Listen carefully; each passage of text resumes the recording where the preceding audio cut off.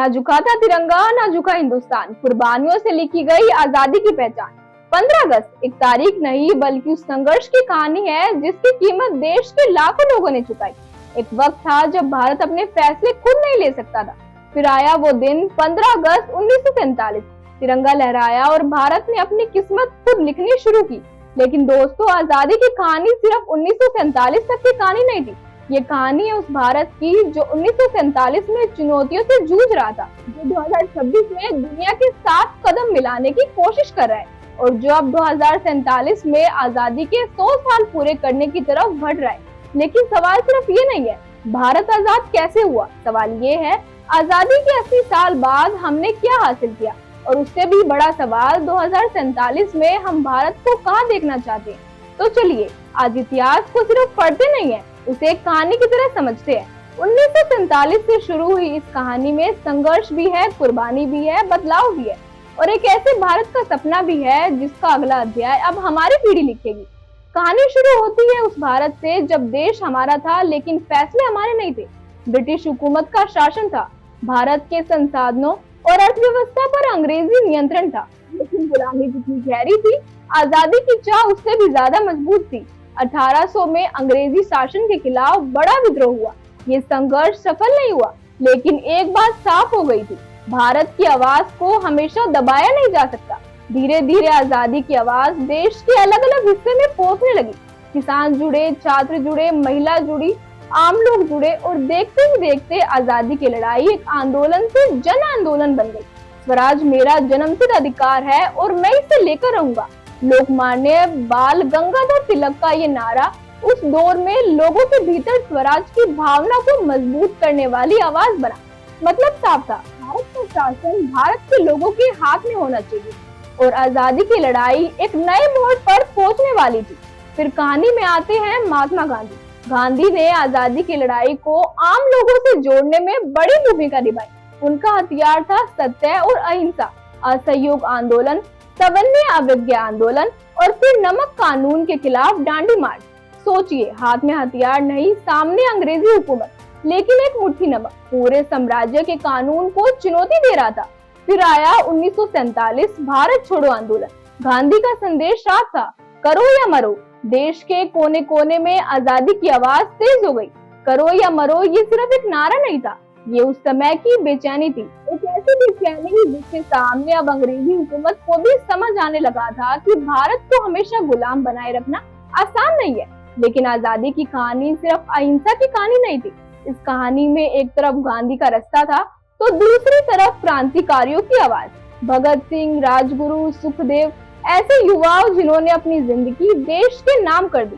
उनकी आवाज थी इनकलाब जिंदाबाद। क्रांति की ये आवाज उस दौर के युवाओं में जोश भर रही थी। भगत सिंह की उम्र बहुत ज्यादा नहीं थी, लेकिन देश के लिए उनका जुनून बहुत बड़ा था। उन्होंने अपने जीवन से एक संदेश दिया, अगर देश के लिए खड़ा होना पड़े तो उम्र नहीं, हौसला मायने रखता है। और यही वजह है कि आज भी भगत सिंह का नाम सिर्फ इतिहास की किताबों में नहीं बल्कि युवाओं के दिल में जिंदा रहता है। अब कहानी में आते हैं एक और बड़ा किरदार, सुभाष चंद्र बोस। उन्होंने आजादी के लिए सशस्त्र संघर्ष का रास्ता चुना, आजाद हिंद फौज का नेतृत्व किया और भारतीयों में एक नए जोश पैदा किया। उनका सबसे मशहूर आह्वान था, तुम मुझे खून दो, मैं तुम्हें आजादी दूंगा। तो इसी दौर में एक और अभिवादन लोकप्रिय हुआ, जय हिंद। सोचिए, एक तरफ देश के भीतर आंदोलन चल रहे थे तो दूसरी तरफ विदेश में आजाद हिंद फौज अंग्रेजी शासन को चुनौती दे रही थी। रास्ते अलग थे लेकिन मंजिल एक थी, भारत की आजादी। आजादी की लड़ाई में एक आवाज लोगों को जोड़ रही थी, वंदे मातरम। बंकिम चंद्र चट्टोपाध्याय की रचना से निकला ये उद्घोष स्वतंत्रता आंदोलन में देशभक्ति और मातृभूमि के प्रति सम्मान का प्रतीक बन गया। जब आंदोलनकारी इसे बोलते थे तो ये सिर्फ दो शब्द नहीं थे, इसके पीछे एक भावना थी, माँ भारती के लिए सम्मान और आजादी का संकल्प। और इसी तरह अलग अलग आवाज और अलग अलग रास्ते एक ही मंजिल की तरफ बढ़ रहे थे। 1940 का दशक आते आते आजादी की मांग और तेज हो चुकी थी। ब्रिटिश शासन पर दबाव बढ़ रहा था। भारत में स्वतंत्रता आंदोलन लगातार मजबूत हो रहा था। और फिर वो दिन आया जब 15 अगस्त 1947 भारत आजाद हुआ। लाल किले पर तिरंगा लहराया। देश ने पहली बार अपने भविष्य का फैसला खुद करना शुरू किया। लेकिन उसी खुशी के साथ एक बहुत बड़ा दर्द भी आया। देश का विभाजन हुआ, लाखों लोग अपने घरों से विस्थापित हुए, परिवार बिछड़े, हिंसा हुई, कई लोगों ने अपना सब कुछ खो दिया। इसलिए 15 अगस्त की कहानी में आजादी की खुशी भी है और बंटवारे का दर्द भी। लेकिन अब भारत के सामने एक बड़ा सवाल था, देश को आगे कैसे बढ़ाया जाए। गरीबी थी, बेरोजगारी थी, कम शिक्षा थी, कम संसाधन थे, लाखों विस्थापित लोग थे। लेकिन भारत ने हार नहीं मानी। देश ने लोकतंत्र का रास्ता चुना, संविधान बनाया। 26 जनवरी 1950 को भारत गणराज्य बना और फिर शुरू हुई नए भारत की निर्माण की कहानी। 1947 का भारत और 2026 का भारत फर्क साफ दिखाई देता है। कम्युनिकेशन के साधन सीमित थे, आज स्मार्टफोन ने दुनिया को हमारी हथेली तक पहुंचा दिया है। कभी बैंकिंग को लेन देन के लिए लंबी कतार लगती थी, आज डिजिटल पेमेंट ने रोजमर्रा की जिंदगी बदल दी है। कभी भारत की स्पेस जर्नी शुरुआती दौर में कुछ और थी, आज भारत वैज्ञानिक अंतरिक्ष मिशन में अपनी क्षमता दिखा रहे हैं। टेक्नोलॉजी से लेकर स्टार्टअप तक, इंफ्रास्ट्रक्चर से लेकर डिजिटल कनेक्टिविटी तक भारत ने लंबा सफर तय किया। लेकिन ये सिर्फ टेक्नोलॉजी की कहानी नहीं है, ये कहानी किसानों की मेहनत की, मजदूरों के पसीनों की, वैज्ञानिकों की मेहनत की, सैनिकों के साहस की, खिलाड़ियों की मेहनत की और करोड़ों आम भारतीयों के सपनों की है। इस कहानी में नया किरदार आया, हमारी पीढ़ी। हमने गुलामी नहीं देखी, हमने आजादी नहीं लड़ी, हमने पार्टीशन नहीं देखा, हमने जन्म से एक आजाद भारत देखा। तो हमारे लिए आजादी का मतलब क्या है?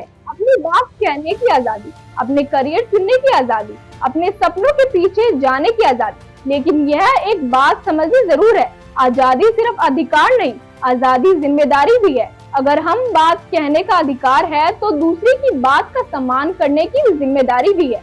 अगर हमें अपना अधिकार चाहिए तो दूसरों के अधिकारों का सम्मान भी करना होगा। और अगर हमें बेहतर भारत चाहिए तो उस भारत को बेहतर बनाने में अपना योगदान भी देना होगा। भारत ने बहुत कुछ हासिल किया, लेकिन अभी बहुत कुछ बाकी है। रोजगार, शिक्षा, स्वास्थ्य, महिलाओं की सुरक्षा, समान अवसर, गांव शहर के बीच विकास का अंतर और पर्यावरण, ये सभी ऐसे मुद्दे हैं जिन पर लगातार काम करने की जरूरत है। इसलिए आजादी के 80 साल बाद सवाल ये नहीं है कि भारत कितना आगे आया है, सवाल ये है भारत को अब कितना आगे जाना है। कहानी पहुंचती है 2047 पर, भारत की आजादी के 100 साल। आज से 21 साल बाद आज का बच्चा बड़ा हो चुका होगा, आज का स्टूडेंट किसी प्रोफेशन में होगा, आज का एंटरप्रेन्योर किसी नई कंपनी को लीड कर रहा होगा और आज की जेन शायद देश के बड़े फैसलों में अपनी भूमिका निभा रही होगी। तो सवाल 2047 का भारत कैसा होगा? क्या हर बच्चे को अच्छी शिक्षा मिलेगी? क्या युवाओं के पास बेहतर जॉब और अपॉर्चुनिटीज होगी? क्या महिला हर क्षेत्र में बराबरी से आगे होगी? क्या भारत टेक्नोलॉजी और इनोवेशन में दुनिया का नेतृत्व करेगा? क्या विकास का फायदा हर भारतीय तक पहुंचेगा? इन सवाल का जवाब 2047 में नहीं मिलेगा, इसका जवाब आज से लिखा जाएगा, क्योंकि 2047 का भारत 2026 के फैसलों से बनेगा। आजादी का असली मतलब 1947 की पीढ़ी की लड़ाई थी, विदेशी शासन की आजादी। आज हमारी लड़ाई अलग है, आज हमें लड़ना है गरीबी से, अशिक्षा से, बेरोजगारी से, भेदभाव से, भ्रष्टाचार से और उन सभी चुनौतियों से जो भारत को आगे बढ़ने से रोकती है। यही है हमारी पीढ़ी की जिम्मेदारी। कहानी अभी बाकी है, तो एक बार फिर उस कहानी को याद कीजिए। 1947 भारत आजाद हुआ, 2026 हम उसे आजादी के 80 साल पूरे कर रहे हैं। 2047 भारत अपनी आजादी के 100 साल पूरे करेगा। 3 पड़ाव लेकिन कहानी एक, 1947 आजादी, 2026 जिम्मेदारी, 2047 भविष्य। 15 अगस्त जब तिरंगा लहराओ तो सिर्फ उसे देखकर गर्व मत कीजिए, एक पल रुककर उन लोगों को याद कीजिए जिन्होंने इस तिरंगे के लिए अपनी जान दे दी। और फिर खुद से पूछिए, क्या हम अपने हिस्से की जिम्मेदारी निभा रहे हैं? क्योंकि आजादी सिर्फ एक छुट्टी नहीं, आजादी सिर्फ एक सेलिब्रेशन नहीं, आजादी सिर्फ सोशल मीडिया की पोस्ट नहीं, आजादी एक जिम्मेदारी है। 1947 की पीढ़ी ने हमें आजाद भारत दिया। अब 2026 की पीढ़ी के सामने मौका है कि वो 2047 के भारत को और बेहतर बनाए। और आखिर में तिरंगा आसमान में कितना ऊंचा लहराएगा ये सिर्फ हवा तय नहीं करेगी, हमारे कर्म भी तय करेंगे। आप सभी को स्वतंत्रता दिवस की हार्दिक शुभकामनाएं।